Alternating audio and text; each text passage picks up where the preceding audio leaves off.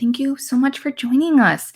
Super excited about today's content because this is something that I know a lot about. I can share my knowledge with you, and I'm super excited because Alison Ellis of Real Flower Business is joining me as well, and we're going to be talking about video and going live. What do you need to do to go live? What do you need to think about? What are some of the tools that we use?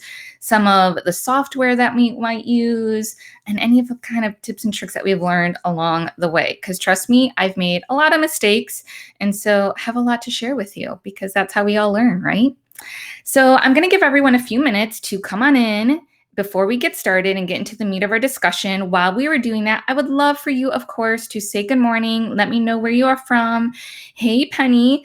Nice to see you again. Thank you. Thank you so much for literally tuning in to almost every single episode. I don't even know if you've missed one. You're amazing. Huntress Florals, same to you, girl. Love you so much. Amanda Allen, good morning from Tampa. Amanda was on my show last week with Eddie and Cece. It was amazing. You guys have to check out the replay if you haven't already. I have, let's see, Robin, good morning from Toronto. Keep it coming, guys. Again, super excited about this episode. If you have any questions while we're talking, be sure to post them in the comments and we'll get to them if we can. If we can't, I will try and roll it over to a next show if it is relevant to a different show. If it is relevant to today, we will try our very best to get to it and answer that. But hopefully with everything that we're covering, we're gonna cover it no matter what and get you what you need to get going doing lives. Good morning, Anna. Hi, Muffy. How are you? Hi, Alicia. Colorado is in the house. All right, guys, keep it coming. I also wanted to let you know, as always, our replay, including the show notes and a podcast replay, will be available up on our blog in about a day or two. I try to get it done same day. It just always depends what I have to get done for our branches and corporate and things like that too. So it's definitely a little crazier and resources scarcer. So I try my best. But if you need the replay immediately, that will be available on Facebook Live, in which you are watching now. I'll also be posting it up on YouTube. And if we are less than an hour, it will be up on Instagram. One day I will get time to cut down those videos so that way I can get them up on IGTV. But until I have that time, I'm sorry. So the last couple of ones have not been up there, which are really great. The one, again, that I had last week with Amanda, Cece, and Eddie, check that out because that's on Facebook and YouTube and my blog. And then also we did a little tour, if you will, of Mayesh.com of all the tools and tips and tricks and fun things that we have up there for you guys. So check that out because lots of good stuff. And as always, I feel like kind of a little bit of a broken record. So sorry about that. But I want to make sure that you guys are joining our email list, please. That way you know about everything that is going on. And I think I posted the wrong link. Hold on. Oh, see, I'm so not good at doing this kind of stuff on my own live.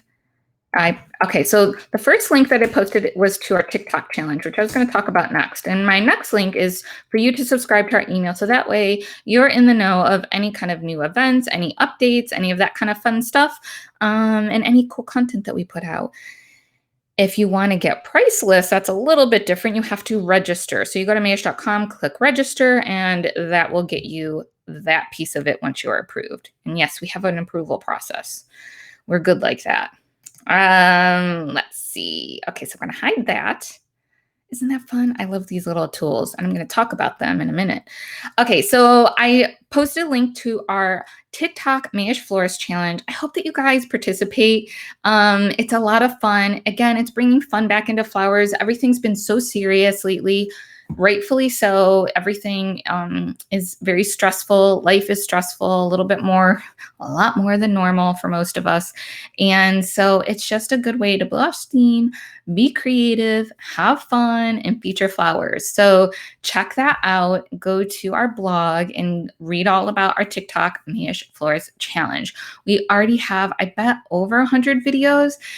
So people are having fun, and all of them are great, but some of them are amazing. So really, really cool. And if you were on Instagram earlier, then you got to see my little baby doll. She's 10 years old and helped me out do our first TikTok. It was super cute. We had a lot of fun. Good morning, guys. Good, good, good. We have a good crowd now. I'm going to bring on Alison Ellis, and we're going to get started. Hey, Alison.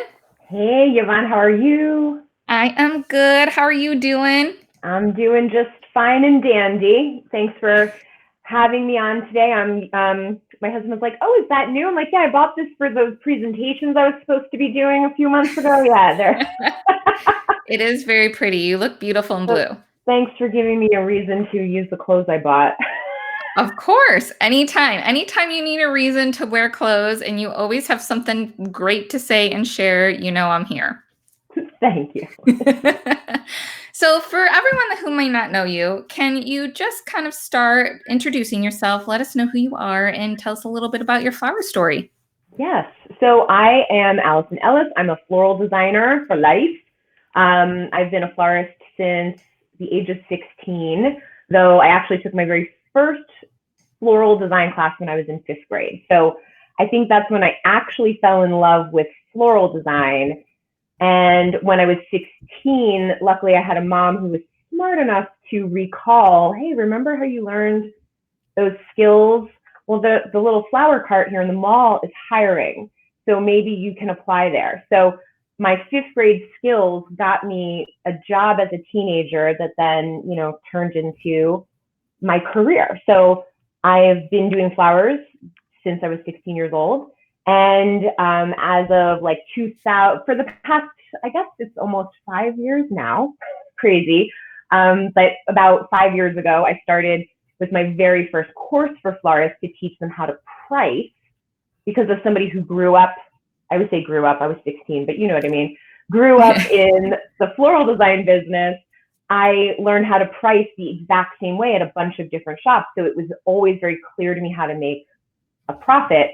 And it wasn't until I was able to really connect with real other florists from all over the place that I got this sense that it wasn't actually as clear to some people as it was to me. So that's sort of the nutshell story of my journey from, a little 5th grade class to a job, to a career, to now being someone who coaches, mentors, and teaches other florists how to run the business side. So that's me in a nutshell. I love it. And usually when you come on our show, we do talk about pricing and margins and all of that fun stuff. But I thought it would be great to mix it up a little bit and get into how we all do live video and create video content, because I know that's a big to do on many people's lists. And it's probably one of the most intimidating ones. Yeah. So here we are.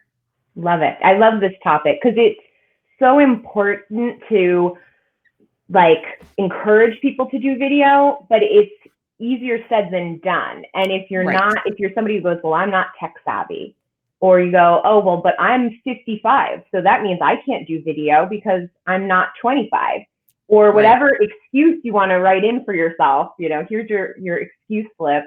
There's a million reasons not to do it. So we are going to take those excuses away today. I like it. I like it too. And let me put out my excuse. I did not want to do this because I literally hate my voice. It's very nasally. I think it's annoying. And I'm like, who would want to listen to me? But I have to say, when we get to the tools part of it, my microphone helps me feel like I sound better, whether I do or not. It helps. And I have crooked teeth, and right now I have grays hanging out, there's a lot of different things going on in my head, and I was like, oh, I don't want to do that. But I think it's just important. Over here on my chin. Yeah. Oh yeah, I know. I've had huge things on my face before, but you know what? It's okay. And I'm pointing those out. Some people might not have noticed them. Some people might have, but I'm just to the point that I just don't care anymore. Obviously I care how I look, and I try to take care of myself and all that fun stuff. But I think that's a big hurdle that people just have to get over and realize that people are going to fall in love with your brain. And, I do think people do, and your energy and what you are passionate about, that's what people want to see and hear, and what they'll fall in love with, not necessarily that side of it, as we were taught as we're growing up. so true. And Yes. it's so easy to be self-critical, and then meanwhile you say like what you're saying, I'm not noticing any of that about you, right? So it's, we look at ourselves in a certain way. And that is the hardest part of this, is that right now I am looking at myself Right.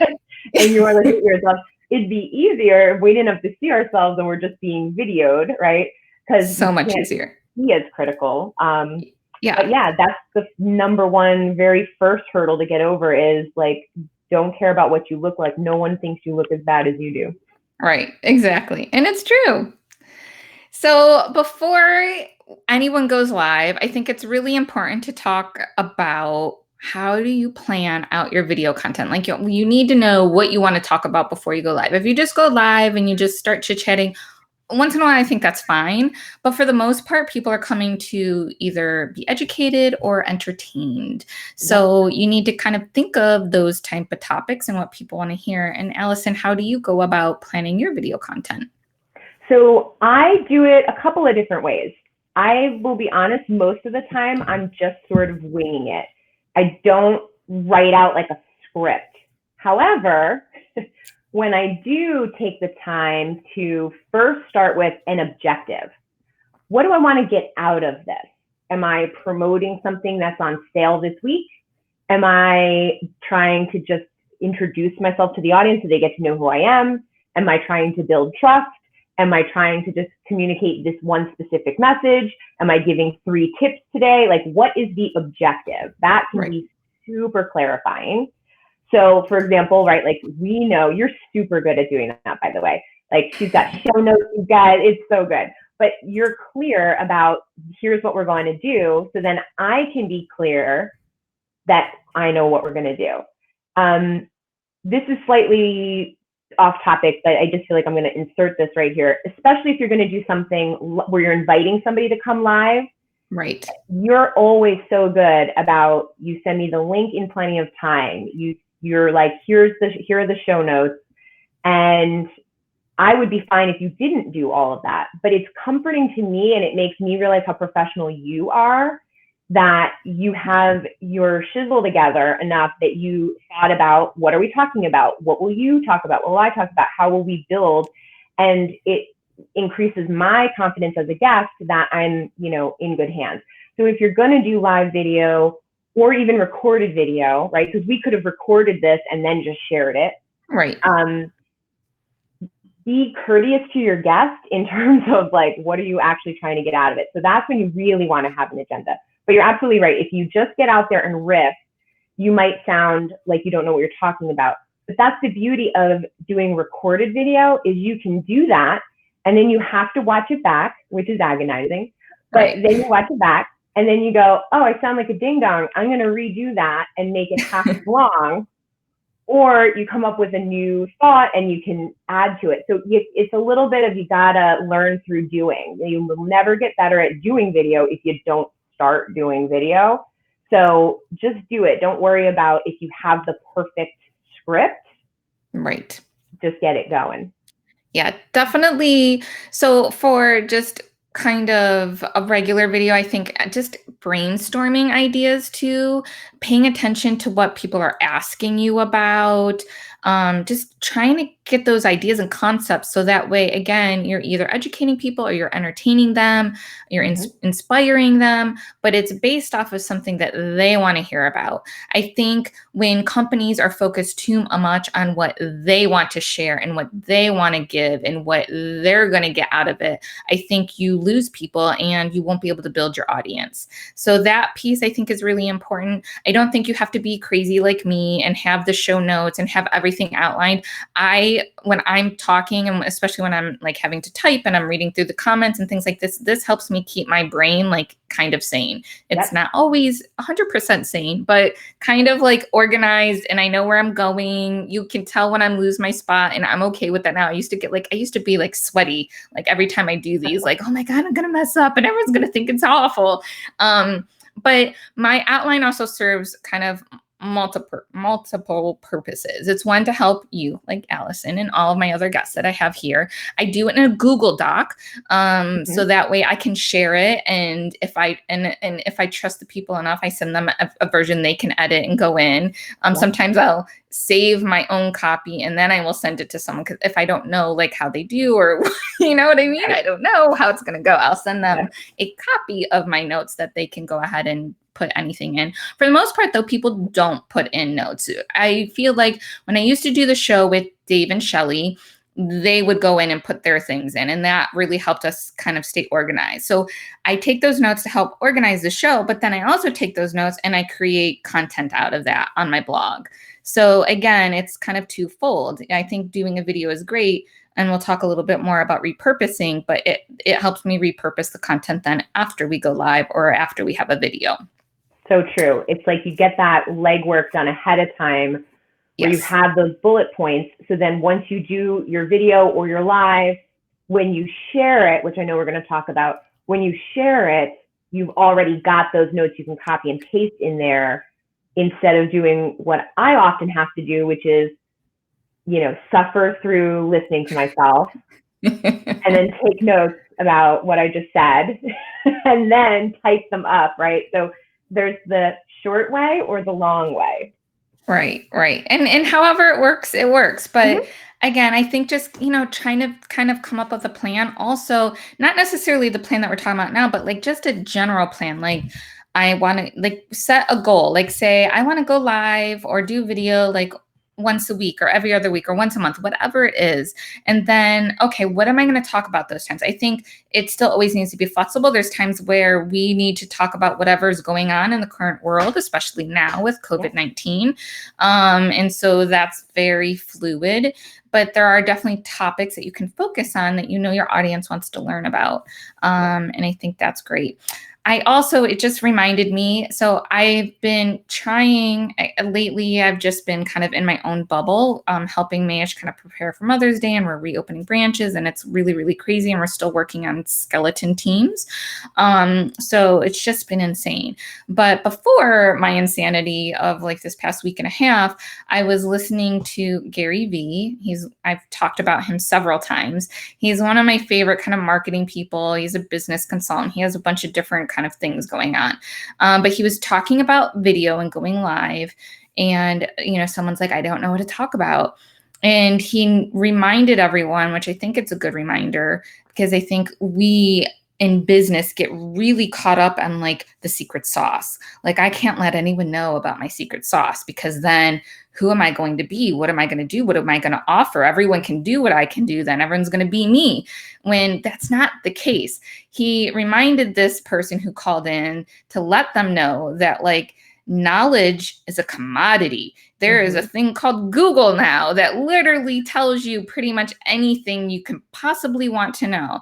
So creating that knowledge and that commodity that people can get into something that's educational, entertaining for your own audience that draws them to you, then you are selling you. You are selling your time, your access to you, not necessarily your knowledge, because everyone can know what you know now. That's just the way our world works. And even in Mayesh, it still happens. Like people be like, well, I don't want to talk about that because that's secret sauce. And I always push back. Like, is it really though? I don't know. I don't think it is anymore. Like there isn't a whole bunch of secret sauce stuff out there. So I think, again, just putting out your knowledge and not being scared to share. CC talked about that last week, and so did Eddie, because they're like you, they're floral educators. Obviously different, but the whole educating piece. And when you are kind of subscribing to that part of the industry, you realize you have to be able to share your knowledge, and you have to be able to share free knowledge and give things to people. Otherwise, they're not going to pay for the access to you. And that's what you're really selling when you have a business. Yep. And you brought up two really super important points so far that I don't think we should gloss over with the marketing. First, I mean, that point you're making right here about you can't be so protective of your secrets. Right. Yes, you should protect some things, right? It's going to depend. The thing that people often say to me is, well, should I, break down my pricing for customers. Like, for example, no, right? That's not the thing we're talking about. But, is it the end of the world to say how much you charge for this bouquet, for example? That's not secret sauce necessarily. But the other thing you said, which you said early on, is about, when you're doing this content, when you're creating something, it has to be for your audience. And that's a super important marketing thing that, people like you and I who live and die by the marketing sword, Right. can take for granted sometimes, that what matters is what your customers want to know, not just what you want to tell them. So you brought up two super good marketing things I don't think should be glossed over. Yeah, thank you. And I think thank you. And I think different ways you can like test different topics, right? Like just hop on a live or do a poll, and there's all those really cool like like if I feel like most of us use Instagram for majority of the business social media marketing. So like all those really great like polls and ask me a question and all those fun things. Try and use those and see what happens. And also use like when people contact you, what are they asking you to know? And that is a great way to get started, brainstorm some topic ideas. Absolutely. All right, moving on. So there are a lot of platforms to consider when you're going live. There's Instagram, Facebook, and YouTube. Those are the three big ones. What platforms do you use, Allison, and how did you make that decision? So I use all of them, and I did not make the decision. I feel very much forced into doing this, and that I do not have a choice. So, for example, YouTube, I started in 2014 on YouTube. So that was my first dip in the video pool. So I started, a lot of people may know this already, but I started making my first videos for flirtyfleurs.com. And I had been writing guest posts for her for years. And then, because again, live and die by the marketing sword, I know that video is the most powerful tool. And so back in 2014, I decided, well, why don't I start making videos and see if Alicia will post those over on her blog.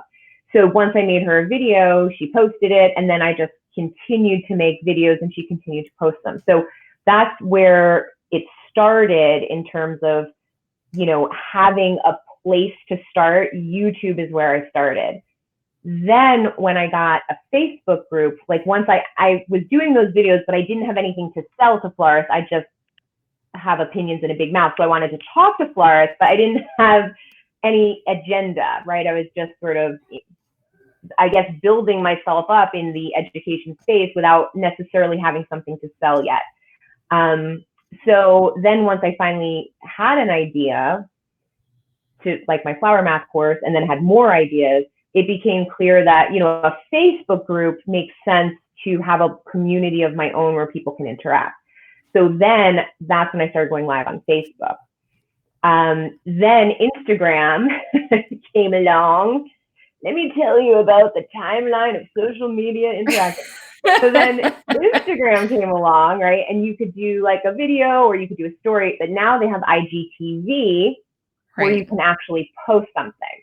So I don't know if I'm jumping ahead if I talk about repurposing now. So I don't want to get into that if I'm going to derail us. But what you can do is, or what I do is, I'll take my live stream that I do in my Facebook group and then download it to my device and then upload it to IGTV and upload it to YouTube so that you can have the content everywhere. And then I can link to wherever I want to send you to, whatever makes the most sense. It might make more sense to send you to Instagram because I want you to follow me on Instagram, or it might make more sense to send you to YouTube because I want it embedded in my post or whatever. So that's how I do it. So I'm everywhere, Yvonne, except TikTok. I'm not there yet. Not at TikTok. That's all right. Yeah, it'll be next. Oh, yeah, it's like I said, it's just fun, and especially when you have a little one to help you. Like my 10-year-old helps me do my TikToks. Well, and if anybody, not that we've done a lot. If anybody who doesn't know what TikTok is, don't feel bad. I didn't know until pretty recently, but it's another platform which I think Yvonne can probably speak to more than I can. But it is, at this point, my understanding is it is for having fun. It's not necessarily for selling. You're not going to necessarily find your customers there yet. Probably soon they will be there. But for now, still, if you're talking about selling stuff, TikTok isn't like the selling place. That's Yeah, my definitely. understanding. Yeah, it's definitely not a selling place. It's something that you want to, again, usually like share. It can be anything though. TikTok is a short video platform where it's like typically about 15 seconds. You can do it to music. You don't have to dance.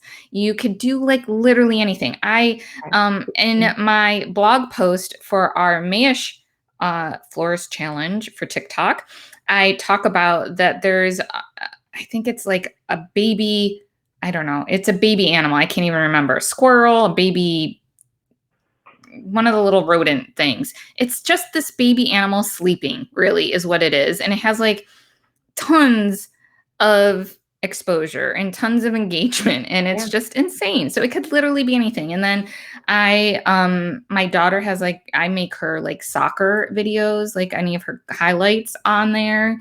I watch a lot of athletes and dancers. There's artists that do like really cool things on there. Just it literally can be anything. My favorite guy, Gary V, he's on there and all he does is talk. Really, he's not really doing anything. And he has like a few like GIFs and stickers like on the screen with him and stuff like that. So again, it's just a good creative space to try something new and see.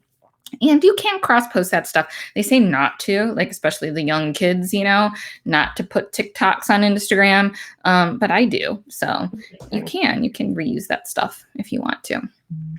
It's just fun. So for Mayesh, when I'm talking about going live in particular, I usually use Instagram or Facebook. And I use Facebook because of the platform that I use to do the show.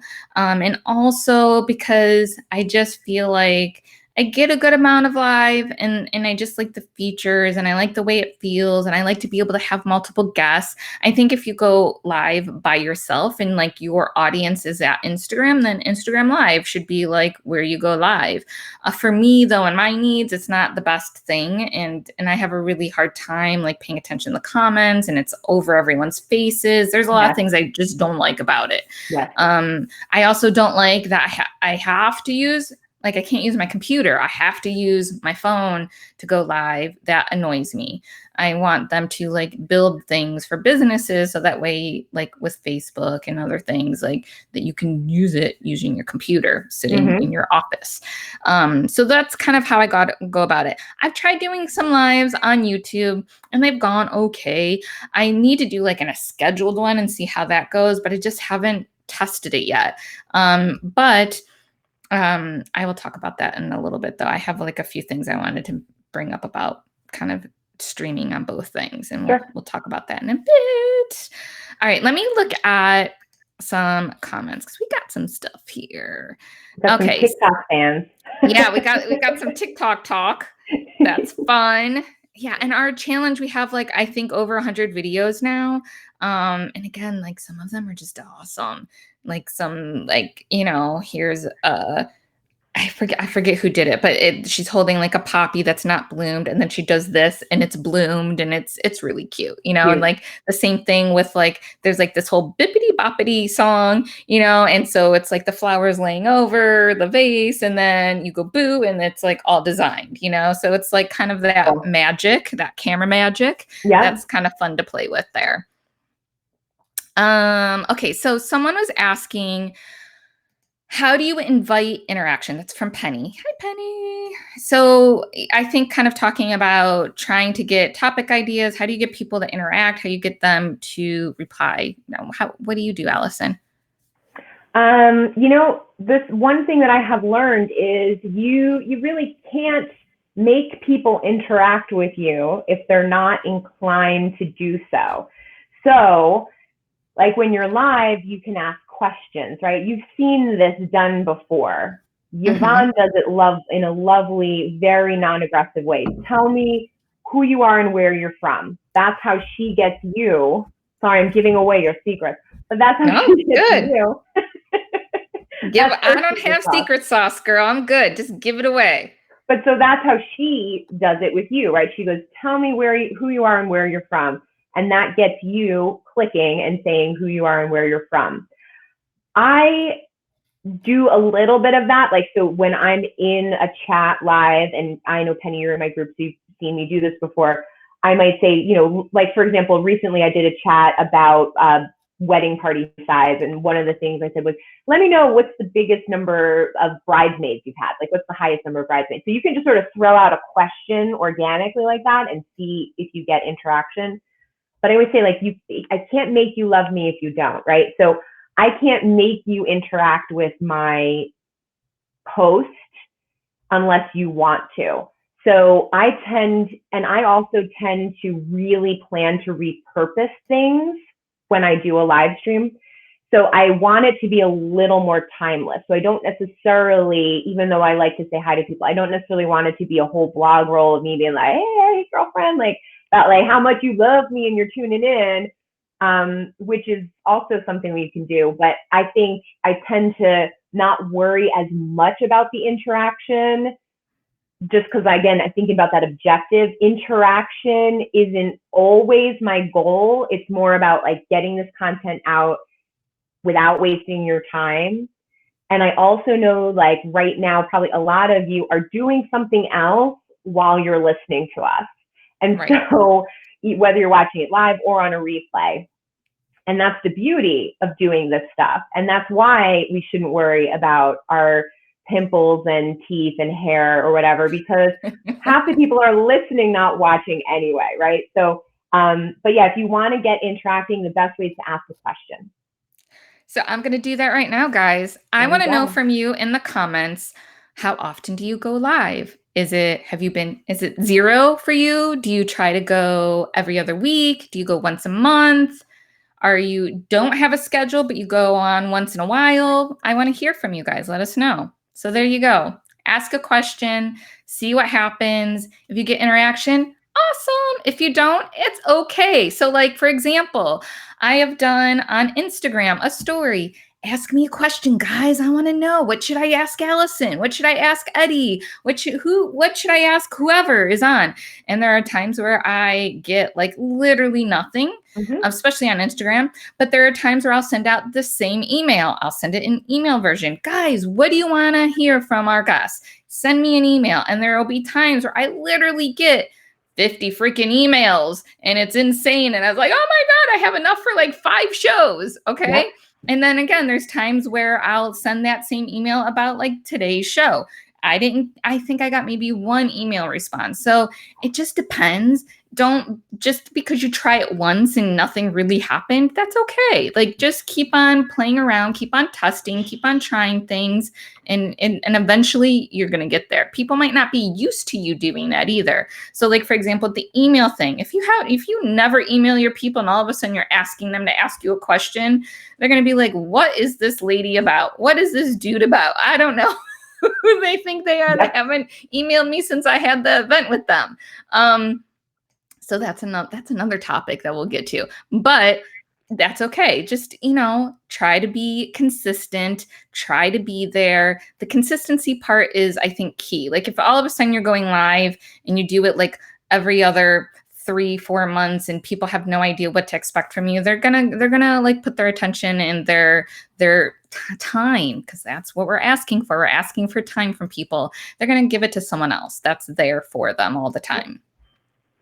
The consistency piece is so important, and it is also the hardest thing to do. Yeah. Even as I've been doing a ton of live videos for years now, what really struck me, and I made a new commitment to in November when I was at a conference, where consistency, of course, is like, again, the marketing people, they know consistency is the key. So it's always good to have that reminder. And I decided, okay, well then I'm just going to go live every Tuesday. So like, I'm here with you live on Tuesday. This is normally my time slot to do my Tuesday Q&A. So right. This week I told people in my email and in my group, this week's Tuesday Q&A is over here. So,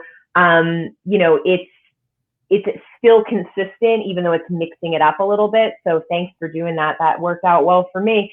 Anytime. But, like, I was going live in my group often, but it wasn't a predictable time slot. So that's what I kind of am working on now. Yeah. And I think unpredictable and predicted, I think a combination is working. It works well. So I'm just going through people, what they're saying. A lot of people have never gone live. Some people do have a schedule. Like Huntress Floral says, no set schedule, but once in a while, hard to go live. So kind of working on that. Jen is going weekly since COVID-19. And they've had time. So that's great. And I think when you see value in something, you're going to make the time in it. So I think this is a good time to try it out and see how it goes. Mm-hmm. I love that. I love your tip, by the way, of drinking some water while you're talking out of a straw. I did watch your video like 5 times. You did. By the way. Mm-hmm. Should we do those tips real quick, do you think? I have these 4 sort of... We will in a bit. Let's get into what do you need to have to go live or create video content. So I have like Sarah Garden Style says what equipment is the best. Brubaker Floral Company says what is a good beginner camera, and same sort of question from French Buckets. They said, if I want to send you a beautiful in-home installation, should I just film it with my phone? And I see another question in here too, asking about equipment. So what is your advice in terms of what do they need to have to create video content? So I think your best equipment is whatever you have right now. Unless you're ready to invest in a camera or a new computer, whatever you have right now will work. So if all you have is your phone, go live on your phone. Or again, you don't have to go live. I want everybody to just know, like, anytime we say go live, you can also fill that in with or make a video. Yes, just a regular video. Because live is pressure. And so I don't think either one of us is here to diminish the amount of pressure that it really is. You may feel like you want to throw up, before you go live. That thing counts down 3, 2, 1, and then you see people watching, right? Yeah. Or even worse, you see people stop watching. Yes. So I try to really not pay attention to the number of people coming in and watching or anything. It doesn't matter if there's 26, if there's 106. I am doing the same show if I'm talking to one person or 1,000 people, right? But anyway, back to equipment. Whatever you have right now is fine. I personally use a Mac computer. I use a MacBook Pro. You might see I have a few of them on the shelf back there because I can't get rid of old computers. But that's what I started with. So I would just take my MacBook, and when I would do video, because I did video first before I did live streams, I just go right into Photo Booth and use the camera there and select the video feature and then just shoot my videos there. I edit them in iMovie, which I didn't know how to use, and I think arguably I still do not know how to use, even though I use it every week. So that's really all you need. Like when I first started, I just had a MacBook and, an ability to say, I know how to figure things out, so I'll figure this out. And that was it. Yep. Now I have a light over here. I wrote down, it's the Stella Diva.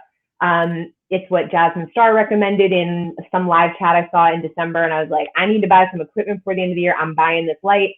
So you can just stay by an open window. For a long time, I was just by a window, getting maybe too much light sometimes, so it's harder to control that. But, in terms of what you actually need, whatever you have, you can use. I agree. So for my advice, I think obviously video is important, but the most important thing about a video is your sound. So like I said, hate my voice, but I have this here. I'll show you. It's called Blue. I'm turning it around. Can't hear me. Now you can hear me. Okay. So this is called a Blue Yeti, and you'll see on the back, there's this gain thing. That's how much like sound it picks up around you. So I have mine set just at medium. If all of a sudden my house gets really, really loud, I might set it down a little bit lower if there's a whole bunch of things going on, or if like there's a bunch of outside noise, I'll like turn it down.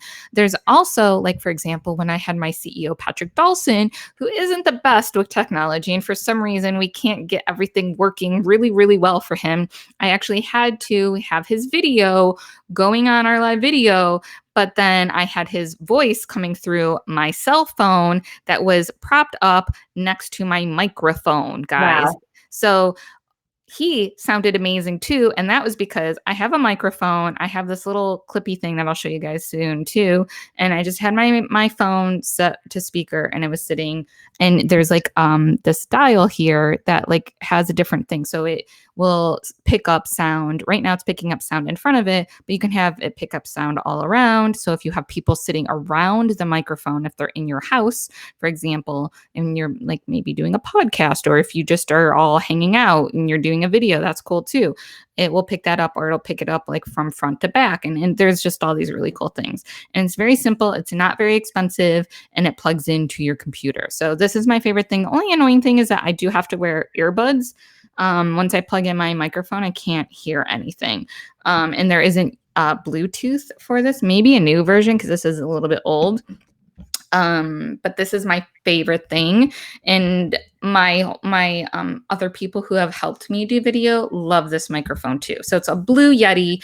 Everything I'm going to talk about, guys, too, will be in my show notes, because there's so many links. I'm not going to post them all in the comments. It'll just boggle everything up.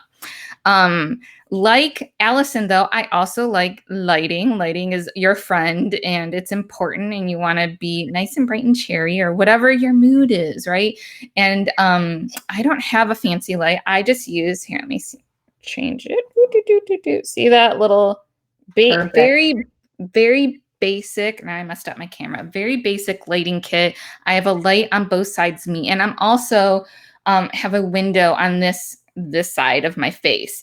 So that lets in a lot of natural light. And so these other lights just help bounce everything off my very light colored walls. And then I'm kind of evenly lit for the most part. I love it. So lighting is very good. I talked about the microphone. Also, for my computer, I don't use a laptop because I need a big screen, and then I hate plugging screens in, and I just feel like my desk gets very jumbled. So I've moved to a desktop, and that didn't come with a webcam. So I use a webcam too. I have a Logitech HD, whatever. It says C920. So again, I like the camera. I think it has a nice crisp picture. I did a lot of research on it before I bought it. Again, it's a couple years old. I've been doing these for a very long time. So I'll get a new one probably next time I blow up my computer, which is every 2 to 3 years. It just gets to a point where it's like, okay, I cannot handle any more of whatever you're doing. I'm full. Okay, so one other piece of equipment I use is just a little tripod for my phone. So if I want to go live, I just can do this. They can like bend, it can go up, down, whatever. And it's so simple. But it's best to have something like this as opposed to like having your hand shake as you're holding it the whole time. Yeah.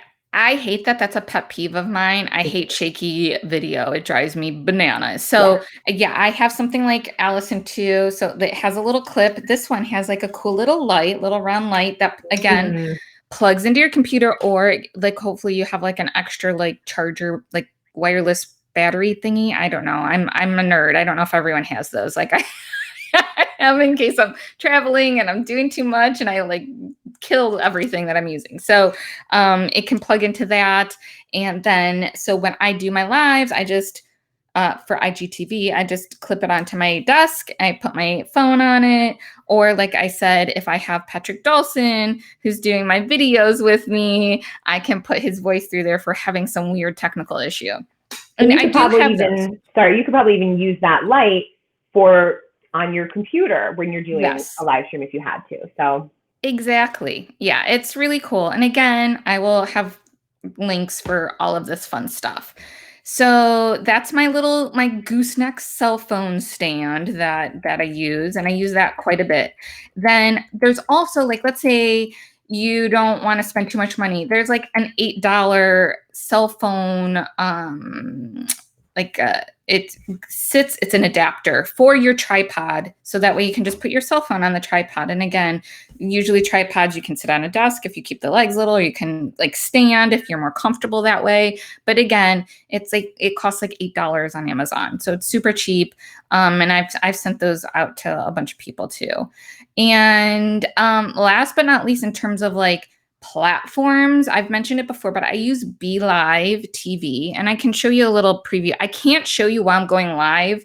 I would have to like record that and then share that, and that just seemed like too crazy. So I just took a little screenshot. Hold on, like I need to hide us again.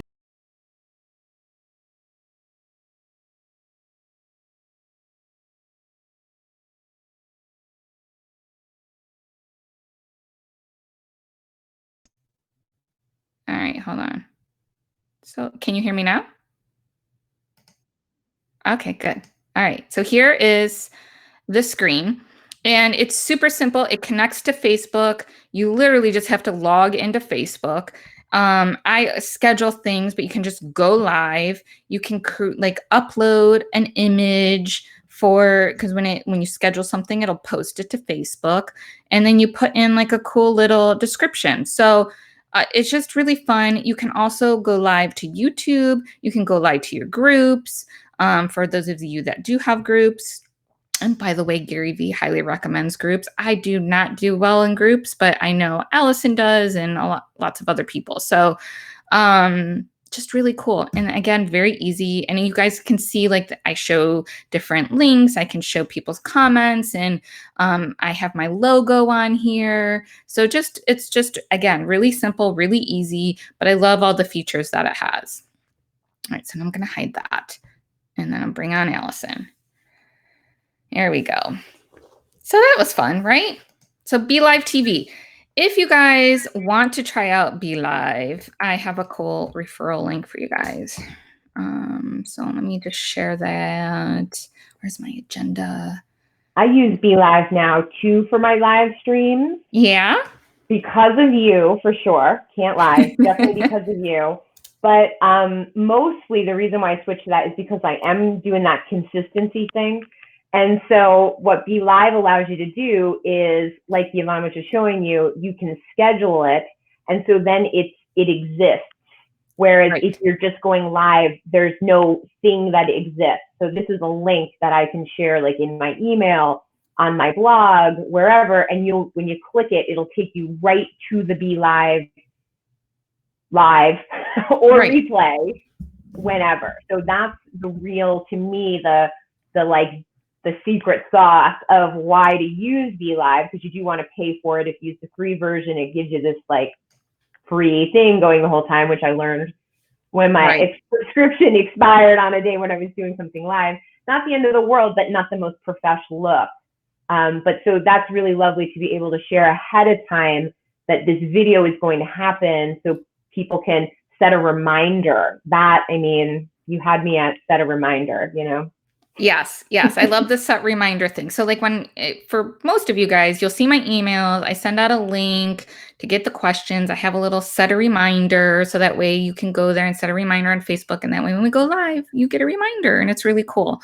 And I know like YouTube does the same thing, like because I follow like another company, Social Media Examiner, and they go live on YouTube quite often and do the schedules, and I get like an email every time they go live, which is nice. So that way it's like reminding people to come and watch you live if they're able to. Very fun. So that is my rundown. And again, I went really fast, but I will have links to everything. All right, so now we have a content plan. We know what we're gonna make videos about. You know where you're gonna go live. We have our equipment if you're gonna get extra equipment other than your phone. But honestly, your phone is perfectly fine. A lot of them, their cameras are freaking amazing, better than, whatever. So a phone is a great way to get started. And again, there's like, even if you want to do like a microphone, there's like little microphones that you can, I'm putting it in front of my mic. There are microphones that you can like attach to your phone, even if you want to like beef up the sound quality. And then it works perfectly fine. So we've got all that together. So what are some things that we should consider before we click live, Allison? We mentioned the water. Yes. So I've got like 4 sort of things that I think are part of my checklist. I check my background. Do I have something that I don't want you to see? I don't know what that means exactly, but where there's like a pile of junk or something in the background that you want to move out of the way, like get a sense of what's going on behind you.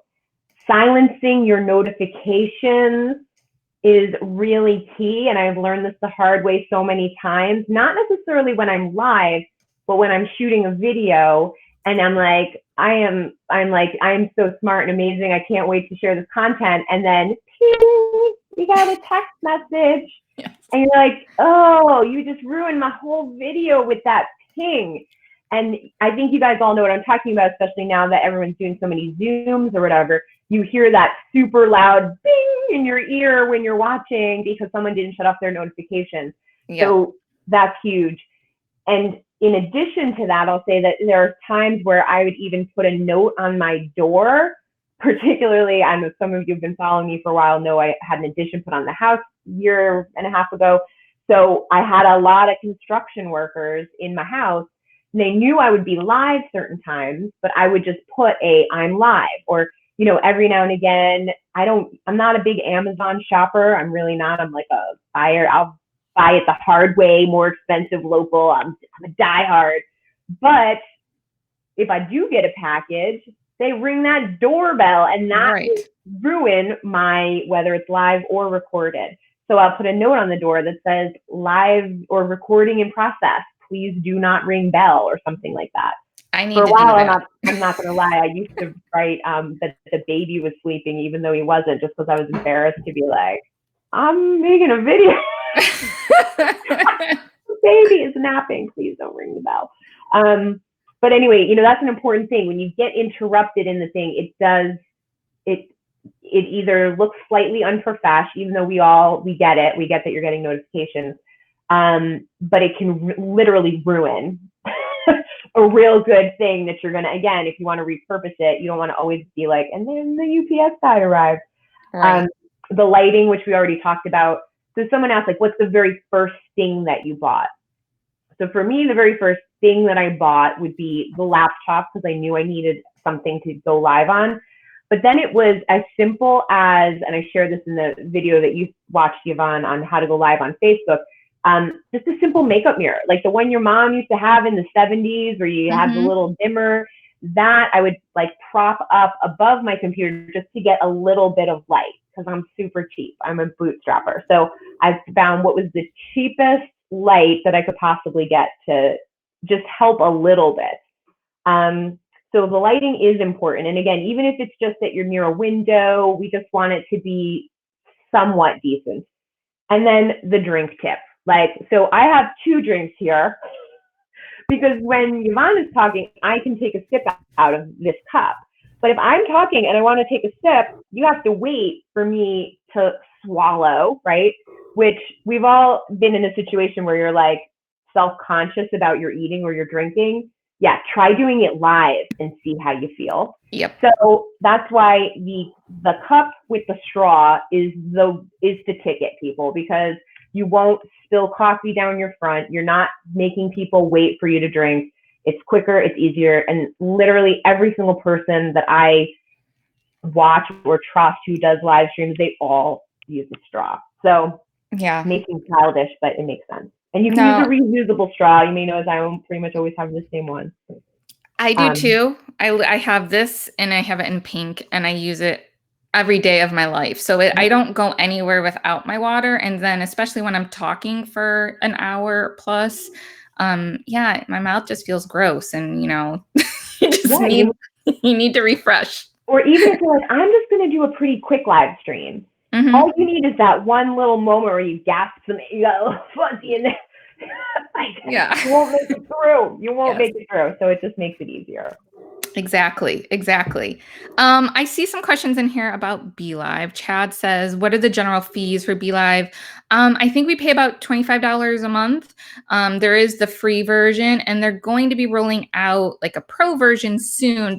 I wanted to mention that, where you can stream on Facebook and YouTube at the same time. So I'm like super excited to try that out. I cannot wait. I'm hoping maybe they like hear me talk about this and know that I love them, and that they'll like let me be a beta tester or something. That would be amazing. That's awesome. So BeLive, if you're listening, I'm your girl. Okay, so, and then what's the code for BeLive? I put a link in there. Michelle. So you'll just scroll up a little bit and you'll see the link. Penny says, email reminders. Well, I haven't missed a show. Thanks, Penny. Email reminders are good. Oh, and then here's the other one that I want to talk about. Mandy says, can you touch on how you do a shared live with two people like you're doing, unless I missed that completely? I don't know if you can do it on Facebook. I feel like they might have added that, do you know? Like if you just use plain old Facebook by itself. I think that you can, because I've seen people do it.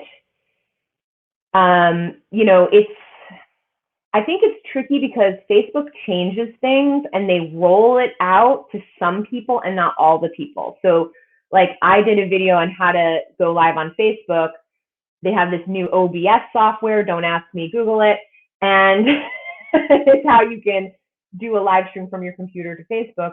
Between the time I released that video just a couple of weeks ago and like last week, they actually changed it, probably because they already got complaints like, what are you making us do here? That you can still just go live from your camera.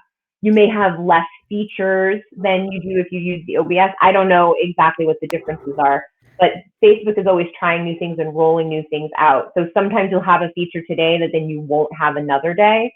So what Yvonne has introduced me to when we did the first time, she was like, okay, we're going to go live. And this was like 3 years ago. Right. This is our third April together, by the way. I feel like we're remiss if not mentioning that 3 Aprils in a row. But you were like, I'm going to send you this link. And I was like, oh God, what is this? Right. I'm like, yeah. Someone had commented like that I'm a tech guru. Yeah, I'm so not, but thank you for believing that. But I'm not afraid to try things I don't know. What I've learned is that what I don't know is just something that I need to try. That's all. Like I don't have to like it. I can decide I'm not going to use it, but it's not an option to not try it. Right. So when you sent me that Be Live, it was the first time I had ever seen that. And I'm super regretful that I didn't just immediately get it and start using it, because for all these years, I could have been getting those little extra things. Like, for example, with this Be Live, we can do this together. I always do things by myself in my group. And now, like, I can have somebody else in my group and feel more confident about how it's going to go. If you want to just go live in Facebook, you're going to rely on that other person to have to do something.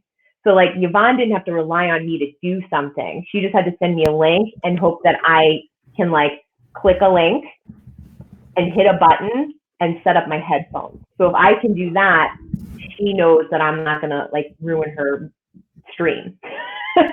So that's why I think something like this to me makes more sense if you really want to do something live, especially if you want it to be something you're recording, you're downloading, you're repurposing. I think it's worth doing a Be Live like this. Yeah. Yeah. And can you guys hear me? I can. Okay, good. I turned on my gain, so I can't hear myself very well.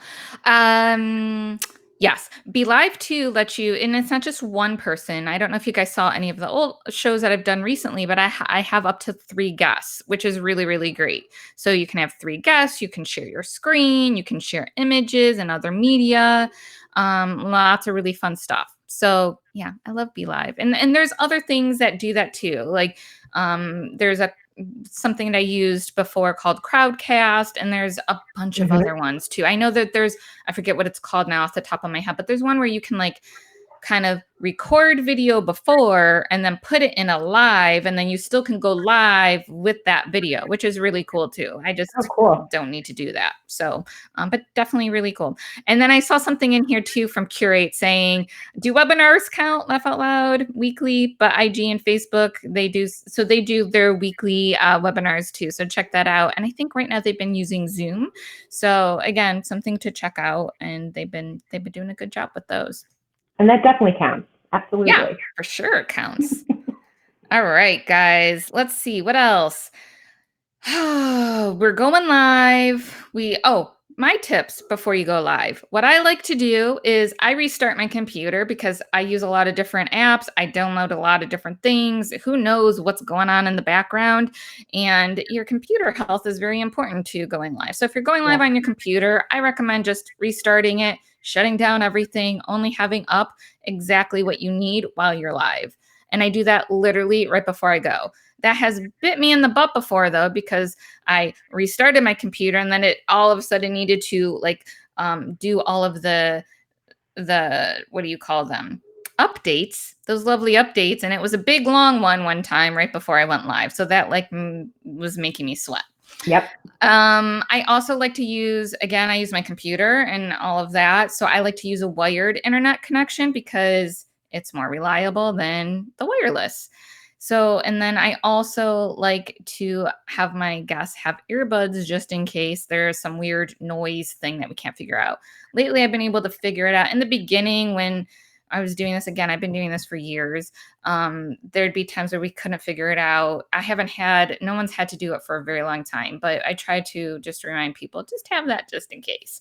And Alison mentioned it too, just a background. Like if you don't have a clean background, just get like a paper pull down or something, like a photography background. If you don't have something that's like nice and clean, represents your brand, especially if you're doing it for business, don't have like piles of laundry in the background, kids running around. I mean, it could be fun and cute. And I do have mine pop in, and I have my puppy who like will push open he's very smart and can open like anything. So he like comes in, and does his little wag and then leaves, whatever. So, but yeah, try to keep that kind of stuff to a minimum, especially if it's for your business. Yep.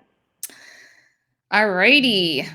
Oh, my other thing, so now that it's time to go live, I know, Alison, you talked about OBS. Is there anything else that you wanted to talk about? No, I mean, I think really going from your phone is always going to be the easiest way to go live on Facebook, because you don't need to worry about installing anything else. It still seems like the easiest way to go live. Yeah. Somebody had asked, it's earlier up in the question feed now, but something about like, do you practice your lives before you go live?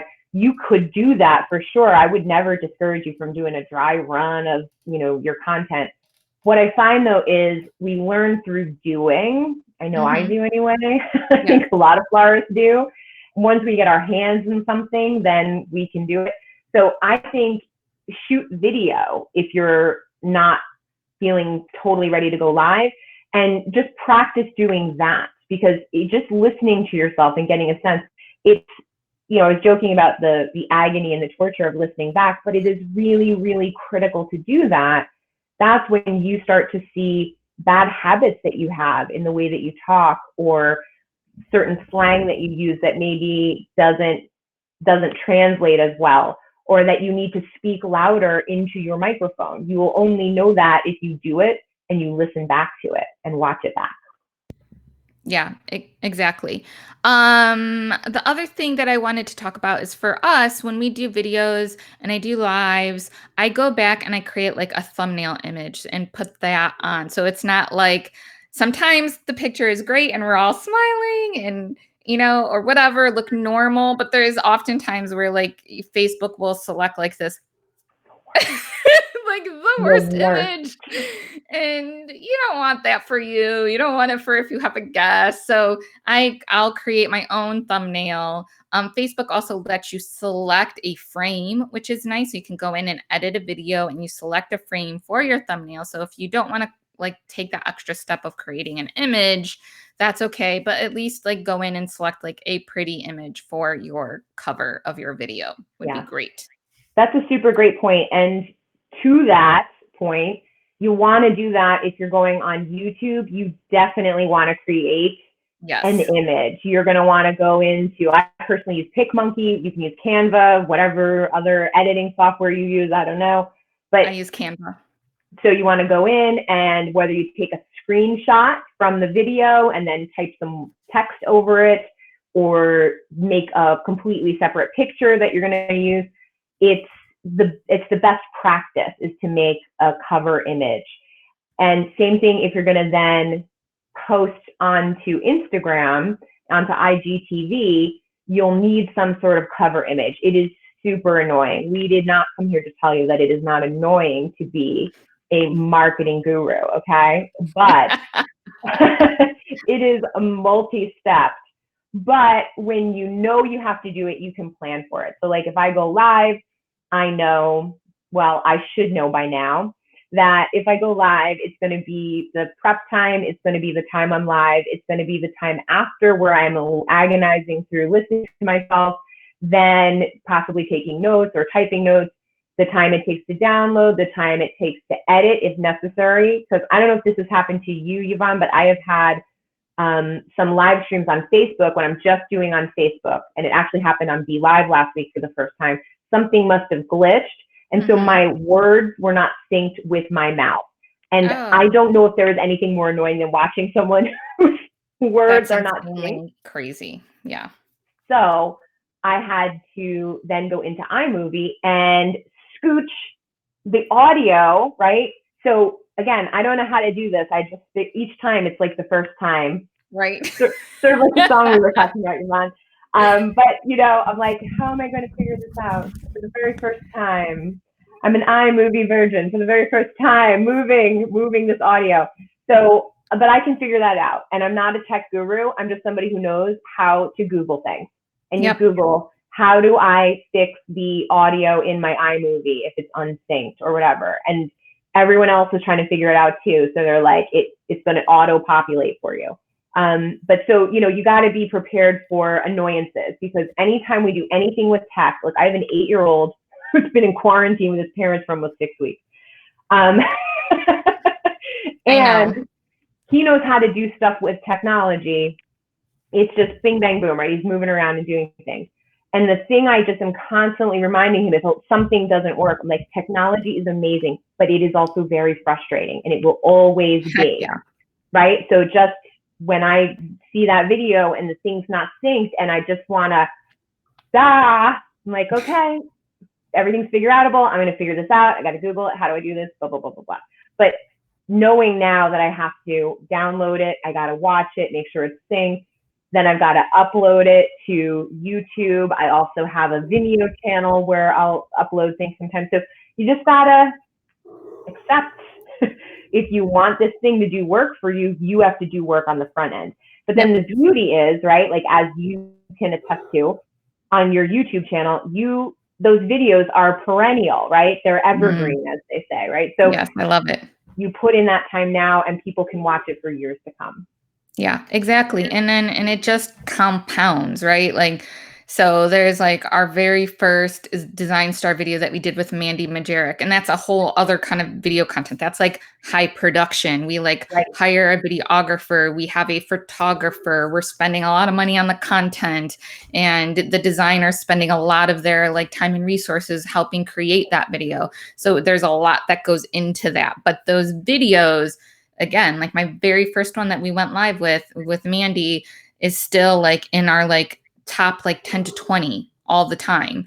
And that's like freaking priceless, right? Like when you're talking about creating something and spending money on something that's still like helping people find you, that's still inspiring them, that's still educating them, and it's branded for your company, that's freaking gold right there. So again, like it doesn't have to be this live. It doesn't have to be raw. You can do like more of a production. You can still do it with your cell phone and still kind of create that type of content as well. And that's a whole nother kind of planning process too. Like that's a team of us sitting down. Okay, what are we going to talk about? What are we going to need? What are the things? So that way we're also like sending those talking points and what we want to capture to like our videographer and photographer, so that way they know what they need to get to.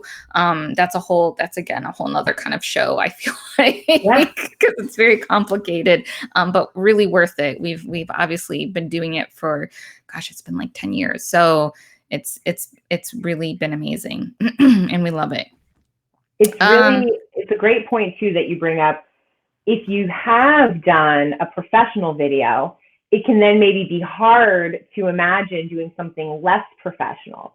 So like my strongest quality is that I am not afraid to look unprofessional. Okay. I am progress over perfection every day. So I would rather do the video and have it not look good, but be getting my content out and be developing the skills to do it better next time than to wait for it to be perfect. So if you're waiting for that perfect background, if you're waiting for the perfect whatever it is, you're waiting until you can afford the better fill in the blank equipment, just know that those are excuses you're writing for yourself. You're writing an excuse permission slip for yourself. And we have revoked that permission. We are the hall monitors, and we are telling you not allowed. You just do it, because if I could do a video in 2014 in my studio with no lighting and no audience necessarily, you can do it too. Exactly. I mean, I like when I moved, I've always been working from home since I started with Mayesh. And so when I started these videos, my like office was like next to my bed. So like I would have to move my desk so you guys weren't looking at my bed, because how weird would that be? Totally. And so like I would move my desk so you just see like my curtains, and the lighting wasn't the best. It wasn't the best setup. Like if you go and look at like my original like Mornings with Mayesh show, and I don't even think it was called that when we first started doing it, it looks completely different than what it does now. But we both have gotten better, I think, at being live and doing video and that type of thing. And it is an evolution. And I'm with Alison. I'd rather do it and do it with flaws than do it and wait years so I can do it perfectly. And I can guarantee you, if you're waiting years so you can do it perfectly, it's not going to be perfect, because first of all, it never is. Like, no, I don't know anyone that like does it and they're like, didn't like do something like stutter or whatever. Like it's just the way it is. Or like, for example, I've had a video where I literally hung up and ended the whole thing before it was done. And then I had to restart it all, and I lost half my viewers, and it was a mess. So like, just know that things happen. And, or like, I've my lives with my CEO where we're like trying to figure out like how to get him on like his device or whatever. And that's happening while we're going. We tested it and it didn't work out like when we went live. It's just the way it is. And I had people like the one episode where it was like a disaster in the beginning. Everyone's like, you handled that so well. And I was like, just because things happen, like I know it now and I'm just okay with that. It's good. Yep. It's true. Every time there just might be something, and it's the show must go on, it's that show must go on mentality. And, you bring up the perfect point about waiting until it's perfect, right? What do we say? If you waited until it's perfect, you waited too long. Yep. Because you don't know what your audience wants to hear from you until you start creating. So once you start creating, now you can create something better because you have a sense of what they want from you. Exactly. Do you need to like leave real quick? I know we're like way over the time, and everyone that's here, I love you guys for doing that. I'm here for it. I'm here for you. Cool. Well, I want to talk about real quick then, kind of, so now that you've created the video, what can you do to get the most out of it? Like how are you going to, I know we talked a little bit about that, and you talked about how you handle that. Is there anything else that you wanted to add in terms of like creating evergreen content, posting on the different platforms, all of that fun stuff? Yeah, I mean, I think I sort of have touched on it in a bunch of the things we've talked about, but it really comes down to the downloading what you did and having some sort of plan for it. So sometimes you don't know until after you did it how great it is or how much you should just maybe shoot that one more time, another time, right? So make the content, and then if you know where you want to put it, that makes life a lot easier, because okay, well, I'm going to go to YouTube after this. I'm going to go to, whatever it is. I'm going to go there after this, and that's where it's going to be shared, and that's where it's going to be posted. So if you have that much in mind, for me, the real simple answer is it should be on your blog. Anything that you are taking the time to go live and do, download it, right? Thank you. I know. See, live and die by the marketing sword. Your own website, still at the end of the day, is where we want to send people. Amen. So I would rather have you say on Instagram, hey, I shot a video today. Go to my blog to see it, link in bio, than posting it to Instagram and being so proud of yourself that you posted on Instagram, but you're not providing content for your own blog. So that's always going to be the thing. So it's the simplest way would be, we go live, you hit download. So that's the thing. With Be Live, it's lovely because they'll send you a link to download the video or download just the audio. Last week, mine got screwed up. So it only had like the first minute or something, which luckily was a pretty sweet little minute and 46 seconds. I was like, I could actually use this little bit here. Yes. But Facebook has right in the video, you just click the 3 little dots. I think it's the 3 little dots at the top, but it'll say download video. And then magic happens where it just downloads. It's magic downloads. So then all you need to do is swipe it into your uploads. More magic. We're just dragging it to your YouTube. And now we're getting the video put up there. So it's going to take a few minutes to populate. While it's doing that, you go over to PicMonkey or Canva. You have your screenshot. You take your little picture. You put it in there. You got to make sure it's sized right. You write whatever the title is. You're now going to download that and save that on your device. And now you're going to bring it up, right, and put it in there for the thumbnail. So that's what you're going to do. Then you got to write a description of your video so that when I'm on YouTube, I'm searching and I'm finding you. Yes. So that's really the basic. And now you're going to take that video and you're going to embed it into a blog post where you're like, here's what I talked about. You have links to anything you want people to link to. Here's where you order for Mother's Day. Here's where you order, book a wedding with me, book a consultation with me, whatever it is that you're trying to sell or get them to do. Because, that's the thing you want to always keep in mind. We want people to do something, right? We're not just putting it out there. We want them to take some kind of action. So when you write that blog post where you're sharing your embedded YouTube video, again, if you don't know how to do any of this, Google will tell you. You can find out on Google tells you everything for free, right? Yep. So it's really not that complicated. The truth is, while Yvonne and I look like geniuses, we are just like you. We are just normal women, super women, just like you. And we Googled. Guarantee you Googled to figure out how to do that stuff. And I Googled everything. How to figure out my stuff. And now we know how to do it, right? Yep. So I Googled everything, including how to create a podcast out of my video. Like that was such a big thing for me. I wanted to have a podcast. I knew my time constraints. I knew I wasn't going to be able to do it, like do a separate podcast. Right. I just don't have the time or the bandwidth.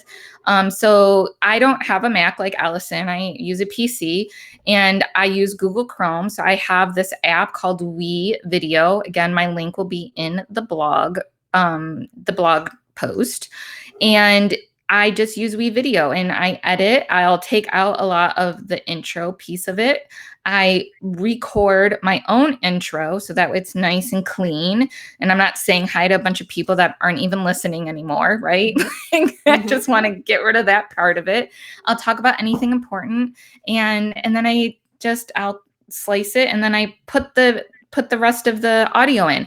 I don't, unless it's something major that's happening in the video that went live and I had like a boo-boo or there was like a big long stretch of silence for some reason, like I muted us all by accident. I keep it as is. Like everything's very raw and live. I don't do like super, super produced podcasts because as Alison said, I'd rather have something that's imperfect than a perfect whatever that's going to take me forever to do that I don't have time to do. Right. I'm not a podcast company. That isn't how we make money. It's something that I do that I know people enjoy. So I want to put something out there. So that's how I do it. I use We Video and I love Be Live because you can just download the audio. That part is newer and that has saved me a lot of time. You guys have no idea how excited I was when they're like, oh, you can just download the audio. I was like, yes.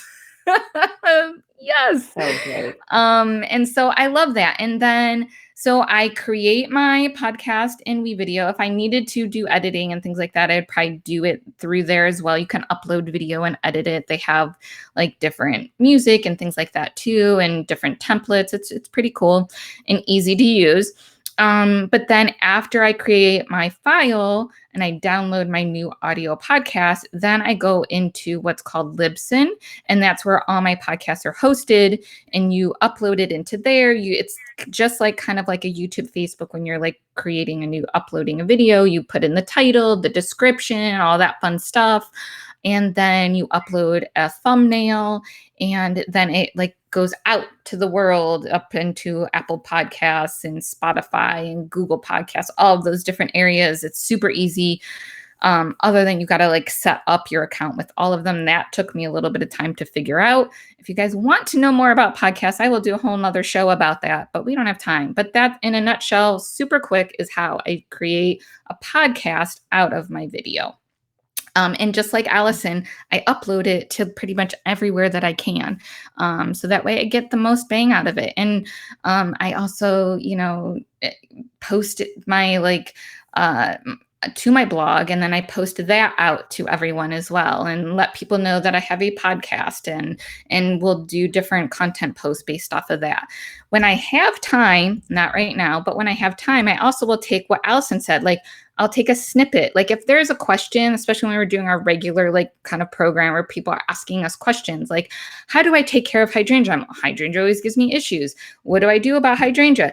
I see that question pop up over and over and over again. So I created I took a little snippet out of one of the shows. I created then just a mini version of that video. And then I could even create like an audiogram out of that too, and post that so that it has like the cool little sound waves going through. Yep. And so again, just creating, this is like what I would call like a pillar piece of content. It's really big. It's really long. We're going to be on like an hour and a half. Sorry, guys. Sorry, Alison.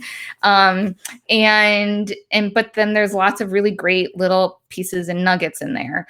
And so, or even if someone like said like just a really cool phrase that like stuck, I'll try to remember that and be like, okay, I want to create like promo image out of that piece of like that quote, like a little meme almost. Yep. And so, yeah, you can think of different ways of like cutting up the longer pieces of content. So that way you have more content to share throughout.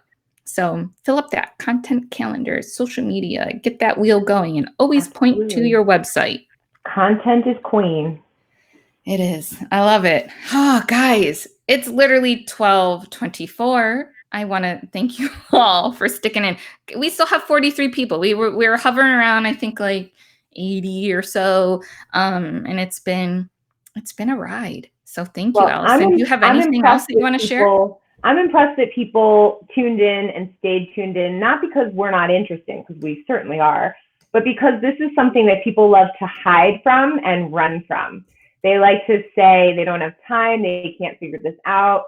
I'm not going to tune into that because I don't need to go live, or, and I'm really proud of what we have sort of piggybacked off of one another with, because things I don't know, like I know I need to do it. People are still, despite all the video content I do, people are still asking me for a podcast. I'm like, oh, really? Really?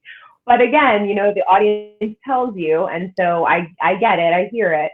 But I'm just really impressed with anyone who stuck with us or even tuned in for a little bit of this or watching on a replay, because this is really important to your business in a way that you cannot imagine until you start doing it. Yep. The way that this can impact your business and your bottom line, the way that it builds your brand, especially right now when you may be feeling unsure about what happens in the next few weeks, months, how busy will you be or how busy will you not be? The thing to do now is focus on your marketing, to focus on what it is that your brand has to say. Because if your brand doesn't know what to say right now, your brand is going to be in trouble. So your brand better get its act together around how it talks to your audience, about how you speak about what you're doing. Like, so for example, today I did my very first blog post on should you postpone your 2020 wedding? So, things don't have to always be easy to be worth our while and our time. And so right now is the time to do this stuff. Now is the time where you have time to shoot some videos, to try it out. You don't have to post them. You don't have to like them, but you got to do them. And if you're putting yourself out there to try it, you just deserve so many claps for doing it, because it's not easy. Yeah, I agree. And I really urge you, even if you don't want to post it, just post it. I mean, what is the worst that's going to happen? Like, what is the worst? No one watches? Okay, then they didn't see it. No big deal. Now you know, like you see it, you see what you've done. You can pick a different topic. You can think about just how you want to talk, how you want to speak. And, like, for example, I know that eventually I want to be like a Bradley Beck from Design Master. He's an amazing speaker and I'm nowhere near his level, but I have that idea in my head that that's what I want to get to. I want to be able to be a good storyteller. Yeah. And so, but again, you have to practice, you have to do it. You just have to put yourself out there. And I promise that something is better than nothing. Absolutely. Absolutely. And, even though it can't be said enough, it's already been said, but you're not going to be that great speaker if you don't speak to become the great speaker. So Yes. That's something we all know for sure is through doing is how you get better, Exactly. So before I wrap up, Allison, I know you had like a really good deal on some classes. You want to talk about that real quick? I know this, I feel like it's a time where people are just sort of maybe they're overwhelmed by Zooms and what should we watch and what should we do? So what I've got going on are a couple things that I think are of value for right in the month of April. I always give 10% of my profits for the month to the local food bank. So any courses that you buy from me at realflowerbusiness.com, a portion is going to go to our local food bank. I've got some deals on like my website boot camp right now. You can save $10 till the end of the month. My proposal template, a few different things are just sort of just marked down a little bit for the month, just to incentivize you. And I see you all out there. I know people are not sure what to do, so improving your website is the perfect thing to do, and my boot camp can help you do that really seamlessly and easily. But I've got this really cool training that I do over on Patreon. This is a subscription place for artists and creators. And the subscription starts at just $3 a month. This is a brand new, really, really affordable tier that I just created to help people when you don't know what to do this week. I've got one lesson a week coming out. So for $3, you get a lesson every week. And they're between 15 and probably 25 minutes long. It depends. But whatever you want to know is what I'm teaching there. So for example, someone was like, how do you go live? So I've shared a little bit of that. I've got tips on how to update your Pinterest, because we could do a whole nother show on that. There's a lot of stuff that you can be doing now that is going to pay you dividends later.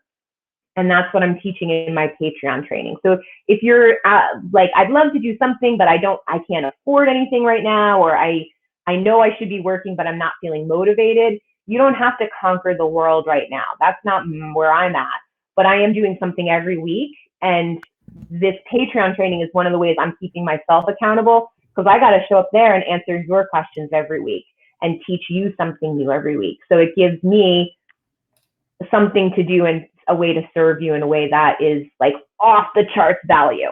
So that's for as little as $3. And you'll see, if you go over to patreon.com, you'll find my page there, and you'll see that there are different tiers. So if you want more, there's a Marketing Mavens tier where I'll teach you like what you should blog about this month and stuff like that. So I give you a little bit more at different levels, but you can always shoot me a question anytime, by the way, even if you're not in my Patreon group, and I'm always happy to answer. Perfect. Thank you. Well, guys, that's a wrap. Thank you so much, Allison, for coming on and sharing all of your knowledge. I love you. Thank you. Thank you so much. Thanks for having this great topic idea. This is a really wonderful use of my time. So thank you for having me. Always appreciate it. Yes, no, it was awesome. And thank you guys here watching, spending an hour and a half of your time with us. I so appreciate it. Yes, round of applause. We love you guys. This would be nothing, honestly, without you. Again, I started out by talking to just a few people, but I kept on going because people keep on tuning in and keep on coming back. And without you, this would be nothing. So thank you. Be sure to stay tuned for our next show. I don't know when that's going to be yet. Taking a little bit of a breather, I think. I do want to schedule round 2 with Cece, Eddie, and Amanda, but I haven't talked to them about that yet, so I'm going to get that done. But in the meantime, feel free to always shoot over your questions. You can email me, DM, use our contact form on the website, whatever you want to do, it'll get over to me. And again, thank you. We are in this with you. We're going to get through these tough times together. I know we will. And I wish you nothing but health and love. I hope you guys all have a great day. All right, take care.